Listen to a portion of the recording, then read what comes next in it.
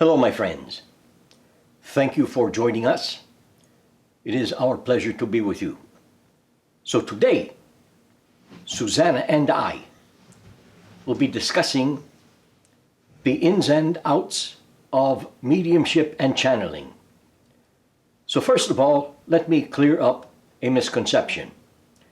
People think, and some channels will say, that the source who they are channeling will step inside the physical human channel's body and control it. It does not happen that way.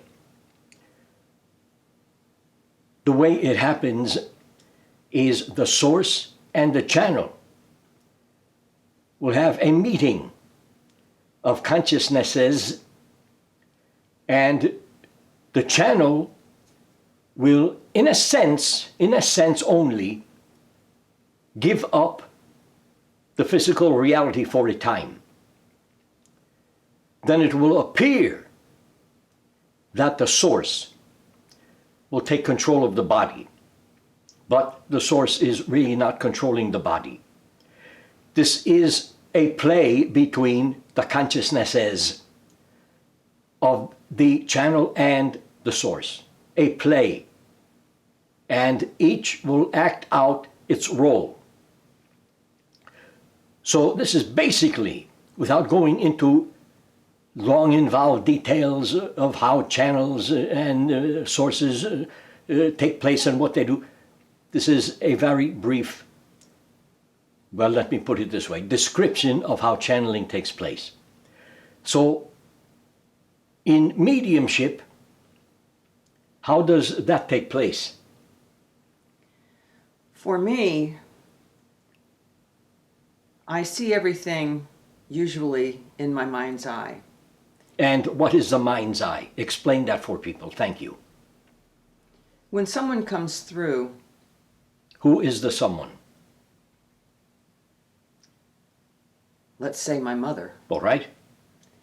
If my mother comes through, then I feel a shift in the energy in the room that I'm in.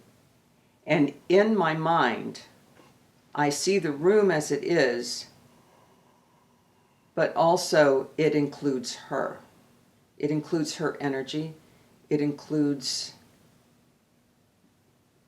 maybe a visual of what she is looking like at that time. That's not always true. I may see parts of an individual that may help them give me a description of who they are. But the energy changes in the room, and in my mind, I see the room as it is and the person that is coming through, or persons. So in your mind, you see this taking place. Yes. You also feel them. Absolutely. As they come to you. Absolutely. Being that you are a seasoned medium and have been doing this for a long time, how did you get started, my friend? Well, that's a very convoluted question. It started when I was very young. So my abilities have taken a lifetime to develop. They began as visitation in dreams from relatives who had died. Then it progressed to many other dreams about being out of body, visiting different dimensions, being on a craft and being taught about energy.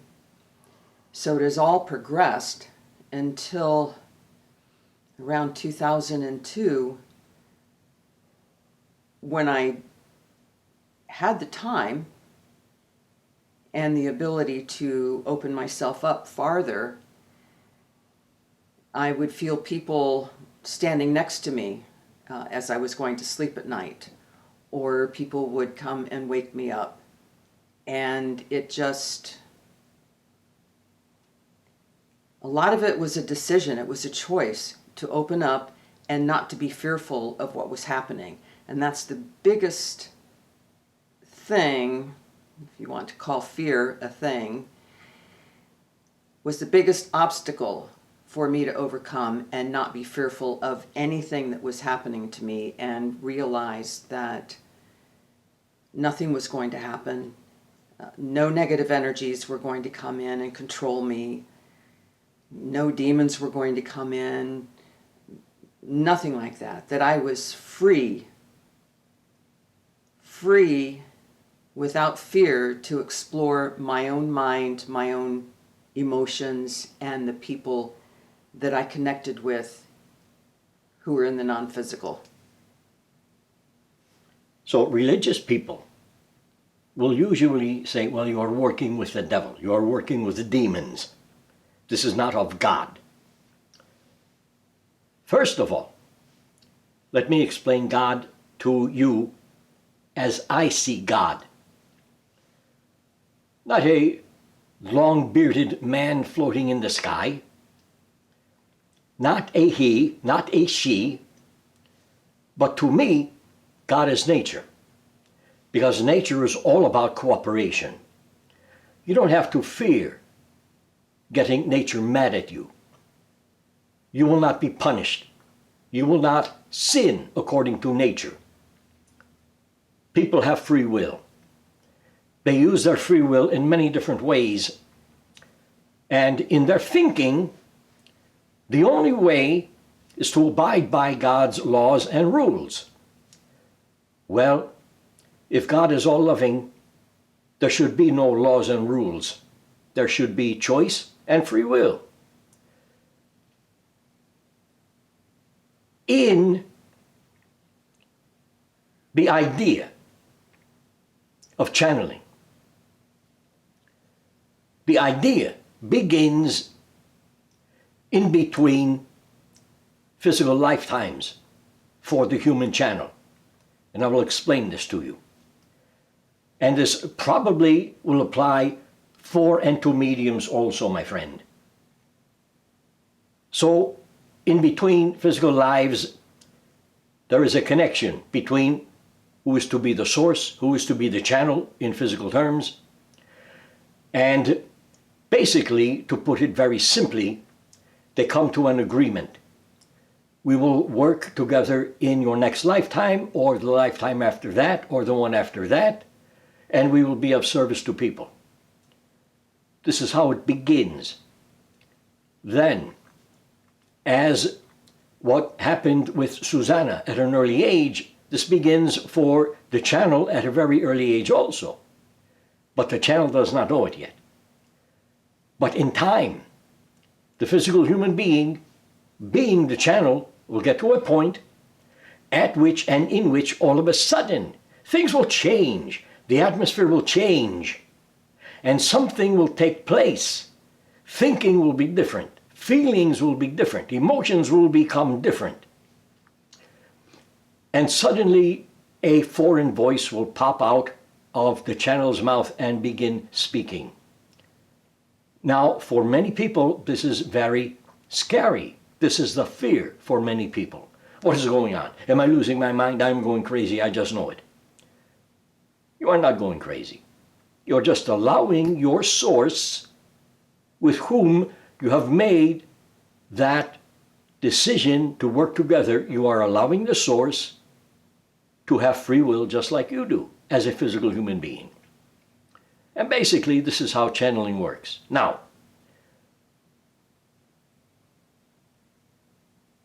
is it possible for someone who wants to be a channel or a medium, is it possible for them to take a class and become a channel or a medium? The probability of success is very, very, very, very low. Very low. If the individual is born into it, having made the agreement in between physical lives, if the individual is born into being a medium or a channel, then what a class can do, if the instructor knows what he or she is doing and is seasoned, what the class can do is bring out the ability to let go of physical reality for a time, Set yourself aside and let the source come through without influencing the information. Now, what needs to be done is the channel, the person acting as the channel, the physical individual, needs to learn how to get out of the way. There is what is called trance channeling, full body channeling, unconscious channeling, conscious channeling. Now, I would say conscious channels many times will influence the information because the individual acting as the channel is conscious, fully conscious. In this case, Tom is in a light sleep state. His mind is relaxed. His emotions are out of the way, so I can speak freely. People need, if they want to be a channel, if they can be a channel, let me put it that way, they need to learn how to get out of the way, period. Let the source come through uninhibited and speak freely.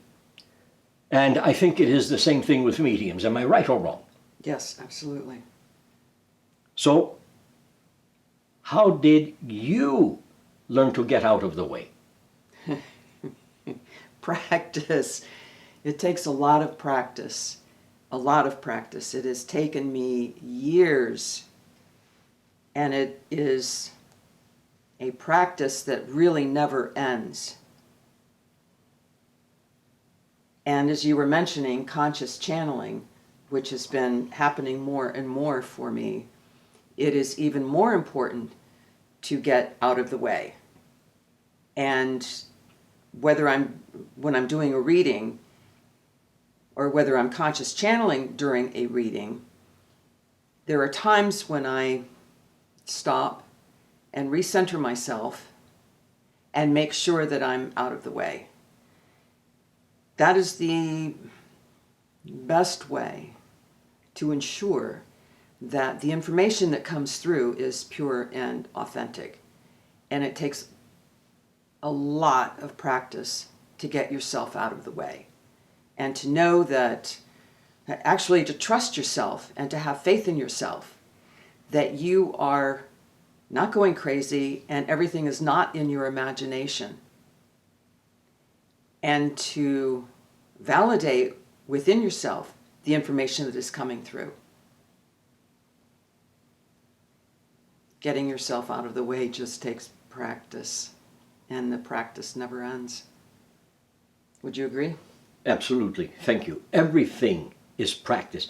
You are practicing being a human being. You are practicing at living.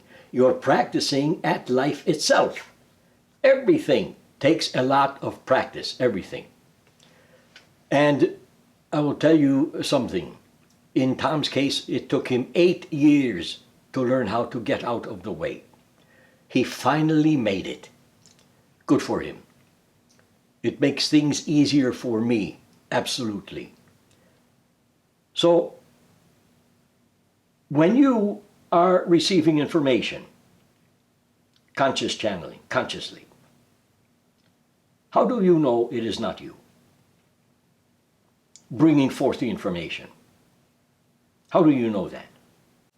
I have one individual that comes through to give me information when I'm conscious channeling.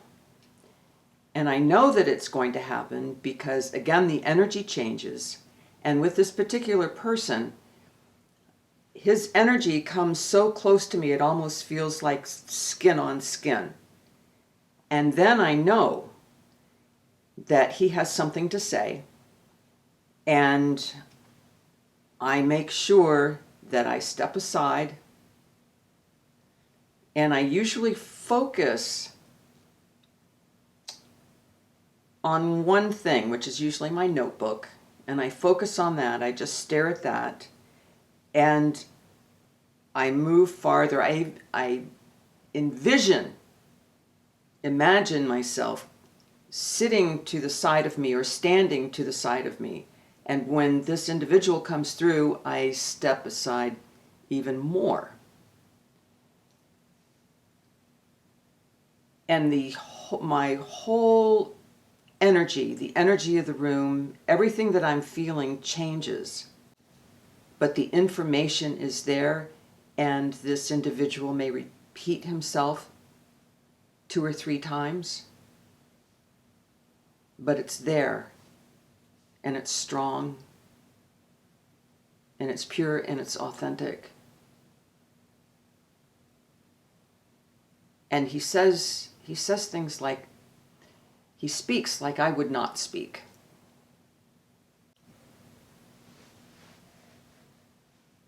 I watch you, and I watch Tom, I know you do. and I watch your dog, Jack. I am with all of you more than you think, and I see what you can do. And at times, with your readings, you are very good, my friend, very good. Let me put it that way, very good. Thank you. When I speak with people and they say, I would like to become a channel, what do I do to become? Are you giving classes? What do I do to become? I say, why do you want to be a channel? Why? Well, I think it would be fun. Then do something else. I can channel at parties. Do something else. Well, I can be of service to mankind. All right.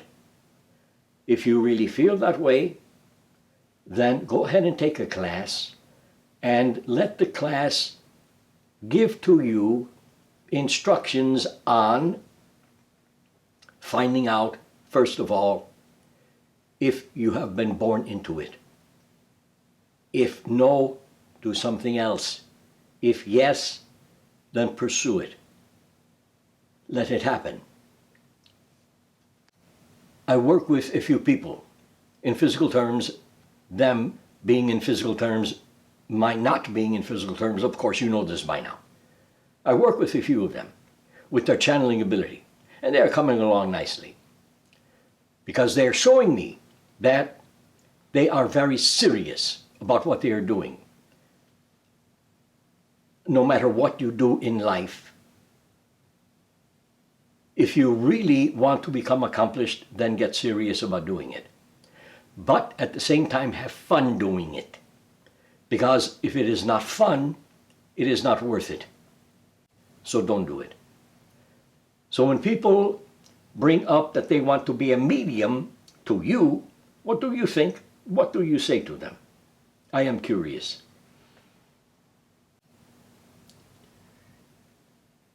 I encourage people. I ask what kind of experiences they've had, what kind of experiences they are having at this present moment. And if they want to work with me, I will work with them. There have been times when I have worked with people and they're not quite at the point of being able to let themselves go. And sometimes it becomes clear that people want to be a medium because it's popular. And they want to be special.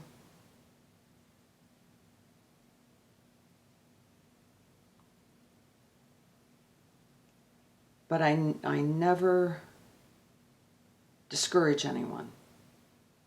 Because no matter where someone is in their development, whether it's just opening up, whether they've been having experiences for a while, I never discourage anyone.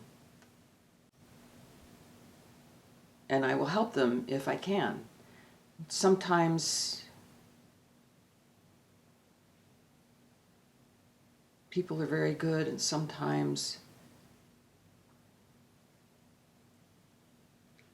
it's more for impressing other people. But the bottom line of everything, in any kind of spiritual work, is how do you want to use your gift and how do you want to serve others? Because that's what it comes down to. Some people are very talented at volunteer work, whether with animals, with the dying, helping children, helping older adults, helping people that don't know how to read. Everyone has a talent.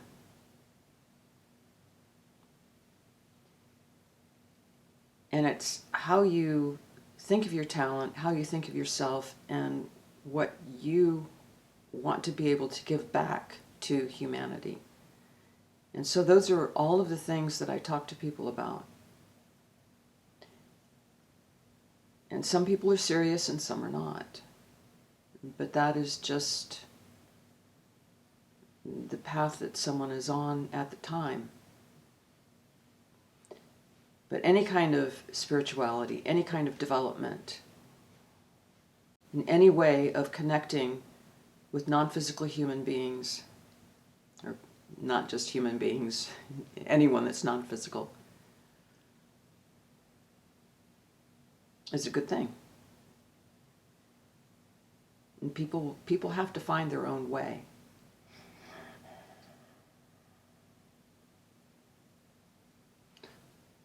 Does that answer your question? Absolutely. Thank you. Everyone has to find his or her own way. And people do. It takes time, but people do. But let me say one thing. If you want to be a medium or a channel to impress people, let me suggest that you become a belly dancer. Don't do it to impress people. You will not impress them. You will be cheating yourself out of your true creative talent, no matter what that might be. Many people say, oh, I'm a medium, oh, I'm a channel, I can channel anyone in the universe. If you want to channel, if you can channel, if you have been born into it, and if you have been born into mediumship, and if you want to become a medium, especially for channels, stick with one or two sources only. Too many sources, then it becomes a circus sideshow. I thank you for your attention. Our next conversation will be all about consciousness.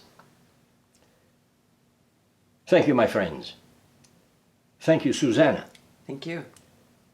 I love all of you. Enjoy your day. Thank you.